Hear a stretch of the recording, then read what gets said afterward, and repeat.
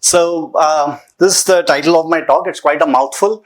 It's joint work with, again, another one of my very enthusiastic student, Priyanka. She's now working with MasterCard. And before I start, I would like to plug in an advertisement for our BTech program. So the students have just completed 2 years. They would have done a course in 5 courses in mathematics, including analysis, algebra, probability and statistics, AI, ML, data structures. So if any of you industry people are looking for good, bright interns over summer, and then they can continue in the next summer, and then they can do a BTech project and so on, you're welcome to come up with some proposal to grab these guys. So some of them are really, really bright students. These are students who come through IIT JEE and some of the very high rankers.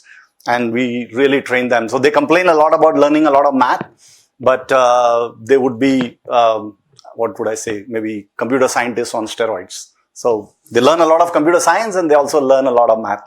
Okay. So the only contribution that we have in this work is this first word, asymmetric.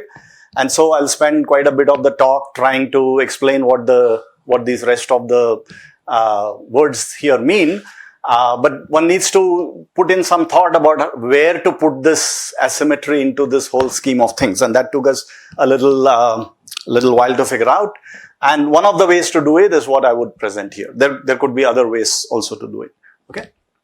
So this seemed like a nice quote to put, which should probably maybe true of many other areas. I mean, you can probably, especially empirical areas, but it seemed like a perfectly harmless or non-controversial place to start. So this is what they said in this paper. The aim in this paper is to come up with microstructural foundations for macroscopic models. So we want to start with some stylized facts that one observes in the data, in market data, and then try to come up with models that capture that statistical observation, and then try to do some scaling and see how it manifests itself in a scaled model. Right? So, like many of us, we start our learning of this math finance from this basic multi-period binomial model. And so that's what happens here. Stock price either goes up by a factor of U or goes down by D. And then we figure out how to come up with a formula for pricing options and also do some hedging, right? Now, the thing is that if you scale this suitably, then the price of the option that gives us the celebrated Black-Scholes formula. But interestingly, the stock price itself converges to a geometric Brownian motion, right? So here are some trajectories of the geometric Brownian motion for various values of the drift and the volatility, right? Now, of course, this is a very nice model because it actually gives you formula. Like my postdoc supervisor once said, if you want to be famous, derive a formula, right? And then everybody can use it, right? So that's what the beauty of this is, right? I mean, anybody can program things on a calculator and come up with a number, and then you adjust it, do some engineering adjustment to it, right? But of course, it does not capture many of the stylized facts that one sees in the market, right? So there are a few stylized facts that we would like to focus on in this talk. The first one is that the markets are highly endogenous, right? Which means that it doesn't seem that there is a lot of economic reason why there is so much activity in the market, right? I mean, some trade automatically triggers other trades, maybe due to algorithmic trading and a whole lot of other reasons, right? So there is a lot of volatility in the market that you can't easily explain by just economic factors. The second is the absence of statistical arbitrage. These don't last for too long, so whatever model you come up with should not have any statistical arbitrage in them. The third is there is some buying-selling asymmetry that happens. A large buy order, the market reacts to it differently as compared to a large sell order, right? So there is some asymmetry there. Now, in 2013, these 4 authors introduced the Hawkes process framework for the microstructure, for modeling the microstructure of a stock price. And so what they do is they say that the price is the difference of the upward movements and the downward movement, right? So they have 2 processes, NT1 and NT2, and I'll just describe what these processes are. These are the Hawkes processes. What that means is that the process is self-exciting, right? So the intensity, so this is a pure jump process. Every time an arrival happens, the process jumps up by 1 unit, right? And what is the rate at which it jumps? The rate at which it jumps is given by this constant. So if you assume that the second term is not there, this would just be a Poisson process, right? I mean, constant intensity. But now look here what happens, right? This phi is this matrix. I'll come to this later, why this particular structure has been chosen. You look at when this process, let's say N1 jumps, right? The stock price moves up by 1 unit. Then what happens is that the intensity jumps by a certain amount, right? So the intensity of the upward movement jumps, the intensity of the downward movement jumps by phi 2, right? So usually we'll assume that phi 1 is larger than phi 2. So this would imply, so in fact the Hawkes process model was first used to model earthquakes. So what happens whenever there is a shock, there are aftershocks that follow, right? So what happens is, and as someone mentioned, I think in the previous talk about the default being the first arrival, right? So this model has been used quite nicely for modeling CDOs, pricing CDOs, because whenever a default happens, if a big company defaults, right? So there, of course, you have to, the default will result in a certain loss. So you have to model that as well. But if a big company defaults, say Lehman Brothers, that can actually lead to a cascading effect, and that is captured very nicely here by the intensity going up. So defaults, events are clustered here. Okay. So whenever one arrival or a buy or a sell happens, it immediately is followed by a whole bunch of other buys and sells, right? So I hope you get the idea here, right? Now, I'll come to this, why the structure of the model is like this. So the thing to observe here is that the row sums are the same, right? And the key parameter in order to decide on the stability of this model is this integral of this matrix phi.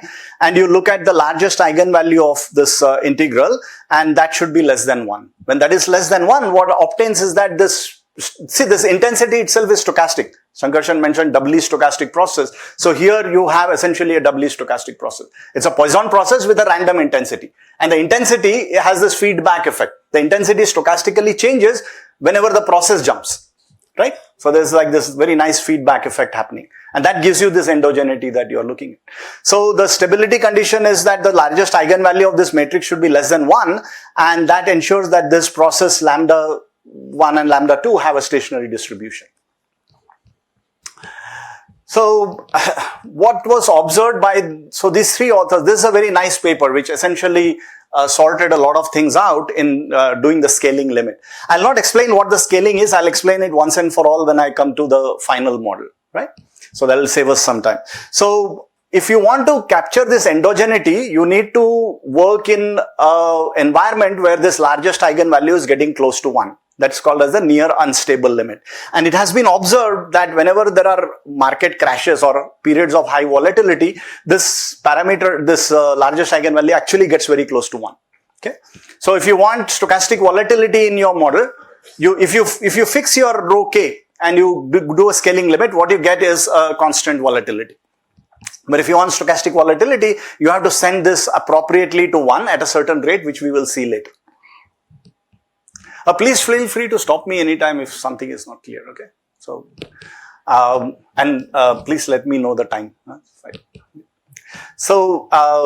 So if you want absence of no statistical arbitrage, what you will need is that the intensities of both the up and the down should be the same, and the row sums of phi should be identical. That's why that particular structure was chosen. But if you see in that structure, there is this very particular, I mean, you could have chosen this row sums to be constant in many different ways. But this parameter C will play an interesting role here. Okay. All right. So for buying selling asymmetry, you need to take the C not equal to 1. So the way the market reacts to a buy or a sell can be manipulated by choosing different values of the C. Okay. Now what happens, the model, when you scale this model suitably, the limit is our well-known Heston's model. So you see that the price process has the classical square root term, and the spot volatility evolves according to this mean reverting process, with again this term here. So you get two Brownian motions, and the correlation between this Brownian motion is given by this formula. And the interesting thing that you see is that you get this leverage effect. That is, the price and the volatility are negatively correlated. So if the price goes down, the volatility goes up if C is greater than 1. So you can get this very nice effect out of this. And that's what the importance of C was there. Okay. In the previous, so this is what I'm saying. This model, this is the model, right? So this model has the C, and these authors actually tell us how to do the scaling in order to get stochastic volatility. And what they say is that in order to get stochastic volatility, so earlier paper was that when you scale it, you will get a constant volatility, right? So if you want to get stochastic volatility, you have to operate in this near unstable regime, okay? So you have to take this, you have to scale things appropriately so that your largest eigenvalue actually approaches 1, right? Yeah. Right. There is no control here. You can't control anything. So whenever the process jumps, whenever there is a buy or a sell happens, the intensity automatically goes up by an amount given by this this function phi here, this kernel. This controls how much the intensity goes up every time a buy or a sell happens. Okay, so when the intensity goes up, there will be more buy and sell orders, more jumps that will happen. Okay. It's an imposed condition. That's exactly what I mentioned. If you want, okay, where did I mention this? So see the second point here. If you want your model not to have statistical arbitrage, then you need two conditions. One is that the drift, the constant intensity part of both the upward and downward price movement should be identical, and the row sums of this feedback effect should be the same. Okay. So that condition comes from not wanting to have arbitrage in the model. Okay? Yeah. Any other question? So we get this nice correlation between the price and the volatility. But now the thing that I mentioned, I want to just reiterate that you get stochastic volatility only in the near critical regime in this model. All right? So if you don't go in that scaling, you don't get stochastic volatility. Okay. Now, one more stylized fact, it has been generally accepted that volatility is rough. So what that means is that if you look at the log volatility, that behaves roughly like a fractional Brownian motion. I don't want to define what that is. So, but it's a process with long range memory, right? And it has a Hirsch parameter. So that's the parameter that controls this extent of the long range memory and the roughness, and that parameter typically when you estimate it turns out to be of like 0.1, in the range of near 0.1. So the reason why this happens is because probably, I mean, that's one reason could be that when you get large meta orders, you don't send it across immediately because of market impact, right? You break it up into small orders and then there would be some algorithm which would send it, right? So that the price impact is minimized. And that could be something that is probably leading to this long range dependence.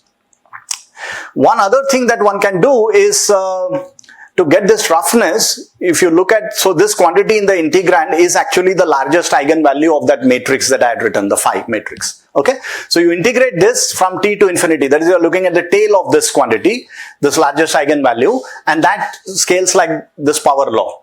Okay, if you do this, if you include this as well in your scaling limit, you are working, first thing is you are working in the near unstable regime and you incorporate this, then what you get in the scaling limit is what is called the rough Heston model. So this is the spot variance looks like this. So this is the Heston part. The roughness comes from this singular kernel that you have in this linear part. Okay, so this just comes up from the scaling. So you get a rough Heston model. So I think we have explained rough Heston. What else was there? There were two other things. One is the word super, and then there was the Zumbach effect, right? So these are the two things from the, okay. So the Zumbach effect was something that was observed by Zumbach in 2010, and people call it the Zumbach effect. Of course, I don't know how many people call it or know about it, but that's what it is. A more technical term might be maybe Zumbach himself called it time reversal asymmetry. Okay, so as I mentioned that this buy and sell asymmetry is there, right? The market doesn't react equally to a large buy order or versus a sell order. So how do you encode this? I mean, this time reversal asymmetry. So what is this time reversal asymmetry? This financial time series are statistically asymmetric if you interchange the past and the future. Okay, so the correlations don't work in the same way. So what does that mean in more precisely? If you look at the past returns, right? They negatively affect the future volatility, but not the other way around. Okay. So if you calculate this correlations with time lags and so on, there are papers which actually have studied these things. If you want, I'll give you a reference where all these things are explained very nicely. Okay. The past large-scale realized volatility are more correlated with future small-scale realized volatility when you look at the small scales rather than the other way around. Okay, when you look at small-scale past volatility, they are not as correlated with the future large-scale volatility. So these are all kinds of things people have analyzed and have figured these things out. So the question that is there in front of us is how do we encode this kind of time reversal asymmetry into the model in a very nice way. And this was done in this 2015 paper by introducing a quadratic term. See, if you remember, our basic equation for lambda had a linear term, right? Some matrix multiplied by dn1, dn2 kind, right? That's a linear term. So what they suggested was that you introduce a quadratic term, and the quadratic term would be such, as you will see in a moment, is that the price trends. So if the price is trending in a direction, that should somehow affect the volatility, right? That's the idea. And the way they do that is the following. So you take this intensity. So now I'm down to a univariate Hawkes process. I'm not having a price going up and down. I'll tell you in a moment how that is going to be modeled here. And there are two ways in which you can use a Hawkes process to model the price process. So what they do here is that you take this intensity. So it has this constant intensity part, and this is the kernel that you had seen earlier. This is the feedback part. And then I include this quadratic part, zt square. What is this process zt? It's this kernel kt minus h, which is decaying, right, as you go further into the part, dp. So if you see that if the price is trending, the zt would be large. Doesn't matter whether it is trending in the positive direction or the negative direction, right? So whenever there are price trends, this zt, it's likely to be large, and then you are looking at the square of that, right? Now what happens, this is the intensity. So there is a process that is governed by this intensity. So arrival is happening according to this intensity, which is changing.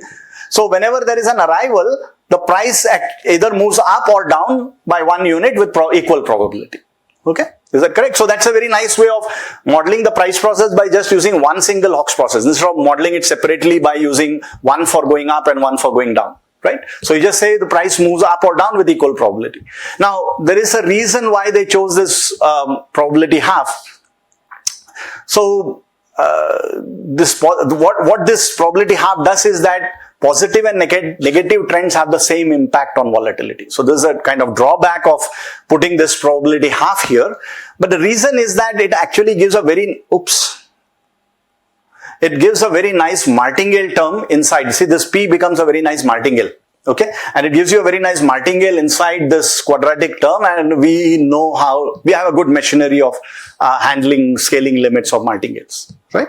And that's the reason why this P equal to half was chosen. It's not immediately obvious if you take P not equal to half, what happens. Okay, how you do the analysis becomes complicated, and so we take a slightly different route. Okay, so the scaling limit for this process was derived in both the stable and the unstable regime. I'm just giving the result in the unstable regime.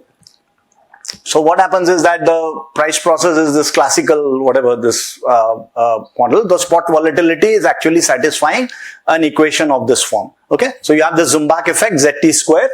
This t minus s to the alpha minus 1, which we saw earlier, actually gives us the roughness of the volatility. Okay, and you have this, okay, so the Zumbach effect shows up still in the scaling limit, so this is the limiting process, the macro scale model. Right, and this W and B, however, are independent Brownian motion. So in their framework, they don't get this leverage effect when you have this symmetric response to this price trends.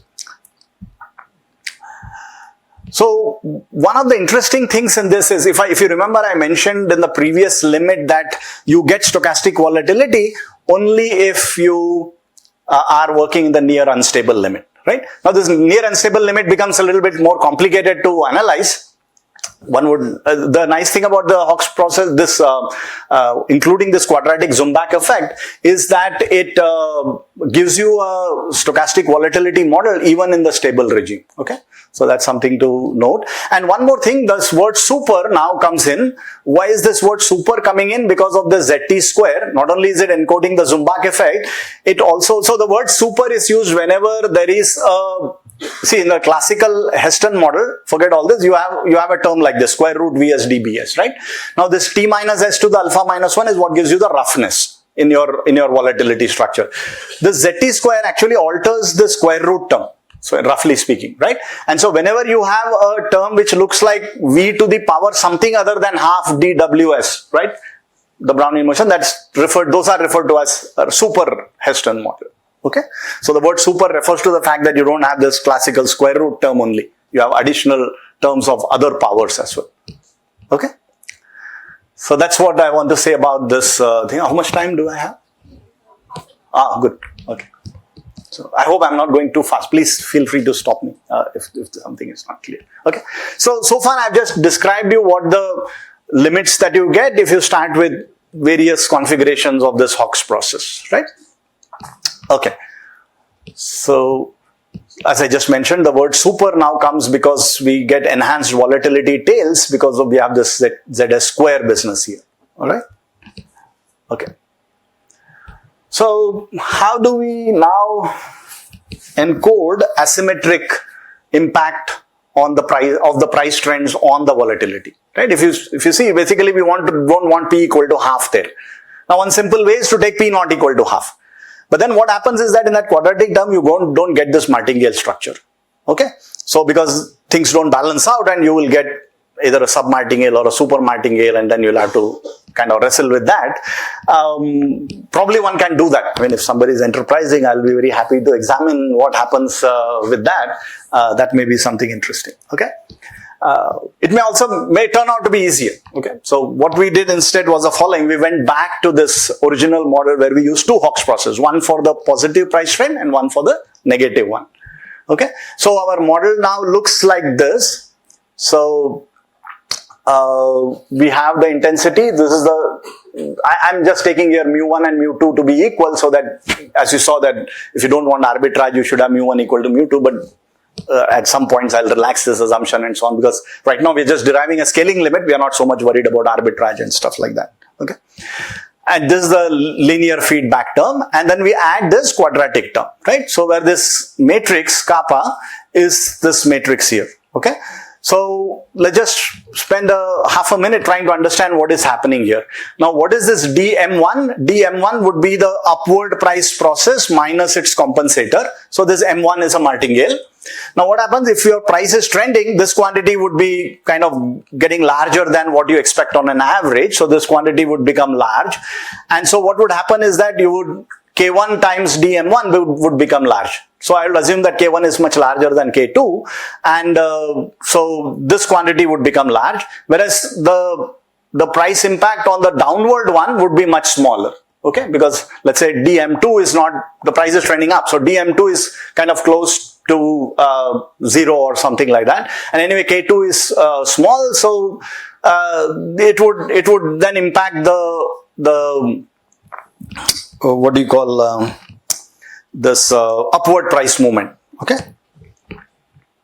all right, so that is what that is. So in this case, the stability condition turns out to be the following, that the L1 norm, that is the integral of phi and the square integral of kappa of the k kernel, this should be less than 1. This is the stability condition. See, earlier it was phi less than 1, right, or the largest eigenvalue less than 1. So it just turns out to be something like this.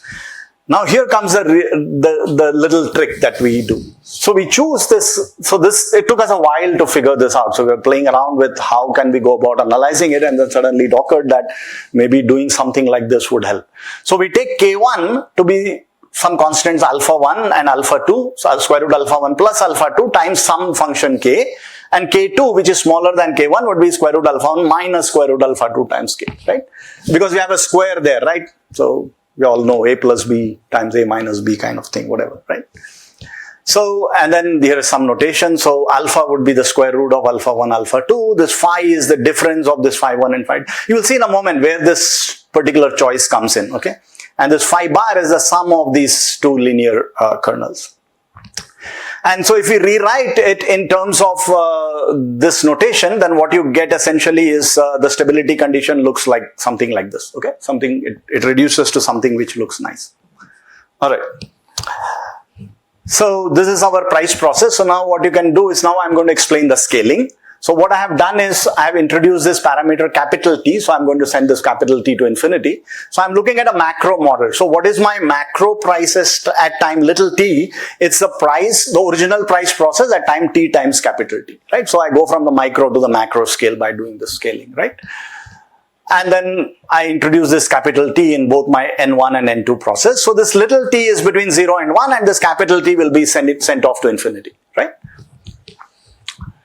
So what actually happens at some time little t is what has happened at a very large time t times capital T. That's how the scaling is done. So rewrite this M1 and M2, and this MT is the difference of these two martingales. And why do we need the difference of these two martingales? You see that when I take the difference of these two Hawkes processes, its intensity would be the difference of the individual intensities, and that would actually simplify by the choice. So this is the key equation.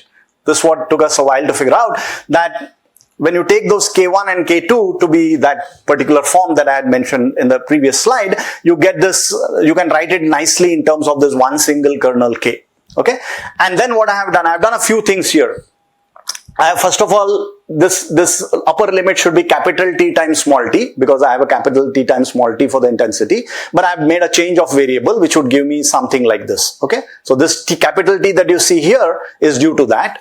Now here is a martingale. Now where did I get this martingale? Actually I got this martingale by, this term here should have been dn or dp. Right? I have subtracted off the intensity from there, so that gives me the martingale, M1 minus M2, and then I have added back that intensity. So I have subtracted and added this term in order to give me this martingale term here. And once you have a martingale, there is any justice in the world, you would try to be scaling it down by square root t. Right? So that informs how you are going to carry out the scaling. So once you divide by square root t, you are multiplying by square root t, and that tells you how this kernel should scale, how should phi t scale, right? So that you get the right object. And of course, you have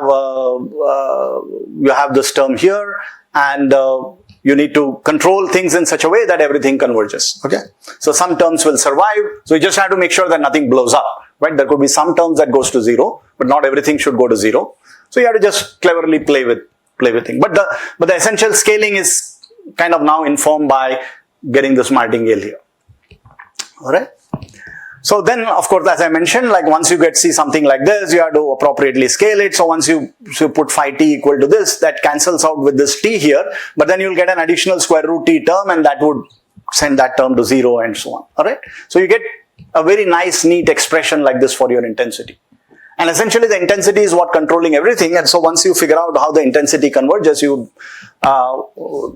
have things pretty much under control. Then you have a lot of assumptions to make. And then all you do is you have a nice enthusiastic student who you ask her to, him or her to rummage through Yakov and Shiryaev, and then you can find the right theorems to apply, and then you got your theorem. Okay. So what it says is that your scaled price process, so this is a law of large number kind of scaling. This is the process of interest. You subtract off the mean and you divide by square root t, and you should get a nice result, right? So what one can show is that this sequence of processes is C-tight, which essentially means that they are sitting inside a pre-compact set, and so any subsequence you take will have a subsequential limit. And any subsequential limit, we can actually describe the dynamics of that limit.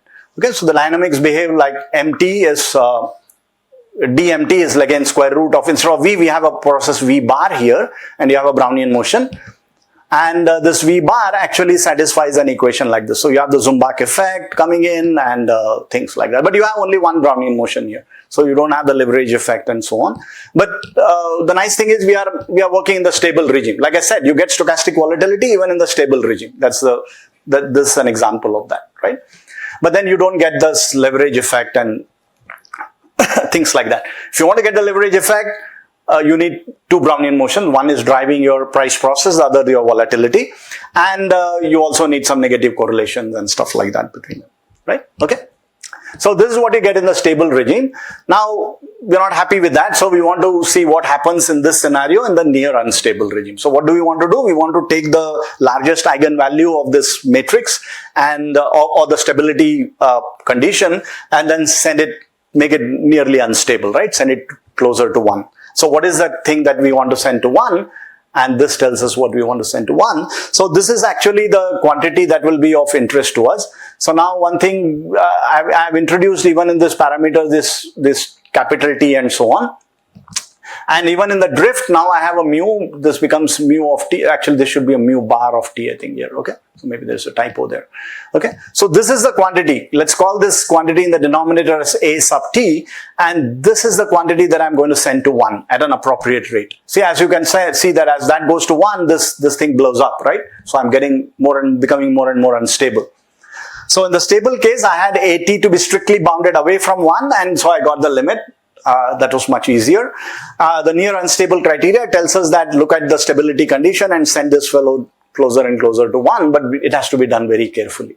And the next slide would just explain that. I don't expect everybody to follow everything. I'll try to just indicate what the main points are, right? So now you have to rescale your process slightly differently. This is the rescaling that you have to do, okay, of your price process, and your intensity would then, of course, once you scale it like this, your intensity would be the original intensity scaled this way, and you can write this out, and then you write out all this martingale business. So these things we saw earlier. So all I've done is I've added these parameters T everywhere and then rescale now by this, okay? Now we have to take these kernels. Earlier they were just some functions of T and phi times something and so on, right? Here it has to be a little bit more complicated. The kernels have to be scaled in this specific way, okay?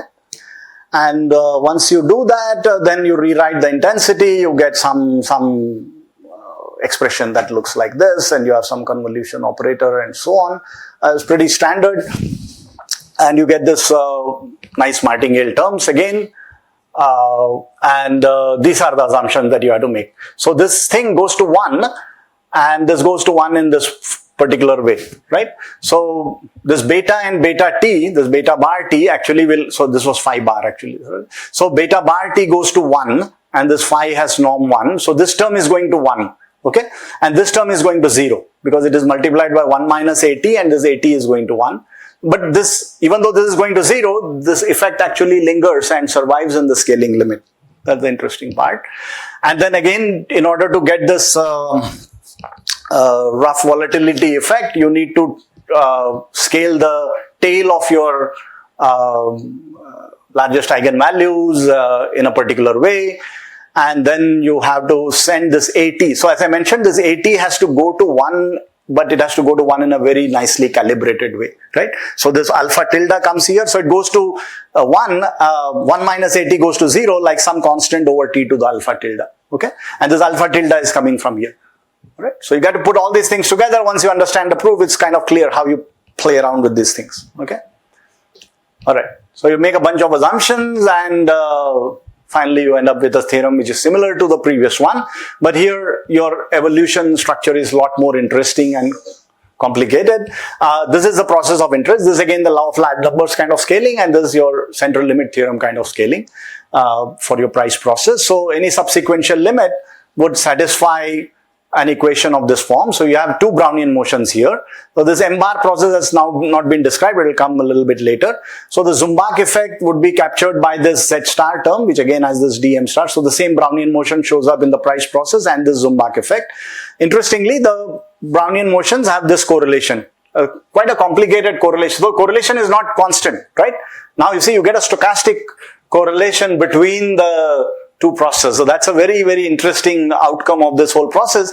And so now all I have left is to describe this process V and V bar, right? So what is V? V has this, satisfies an expression like this, where this function here is that T minus S to the alpha minus 1 times the Mittag-Lafler function. So this Mittag-Lafler function shows up in all these rough volatility models. So it has some history and so on. So it's not very surprising why it shows up, but it does show up. You don't have to know what it is. So Now, the interesting thing is, and then V bar satisfies an equation like this, right? So you have two Brownian motions here. The interesting thing is, if the price is trending up, right? So this dm star, this term will become kind of positive. And if lambda and alpha are small, say this term dominates, and you will get V positive, and that would essentially mean that B1 is trending up, and so that will force B2 also to trend up in some sense. So you'll get a positive correlation even when the price is trending up. Okay. If the price is trending down, you will get a negative correlation. So if the price is going down, the volatility will go up. Right. So you kind of get some very interesting kind of structure, volatility structure here. So far, this has not been seen. That either if you see in that previous paper of Aditi and so on, I described they had two independent Brownian motion when they did even this near unstable regime scaling with the Zumbach effect. They got independent Brownian motions. Now, in the previous paper where you had the C factor coming in, C greater than 1 was what was giving you the negative correlation, but it was a fixed correlation, right? Here you get something a lot more complicated and interesting. And with that, I will stop. If somebody is brave enough, can try to do some estimation for these processes. Okay, I'll stop.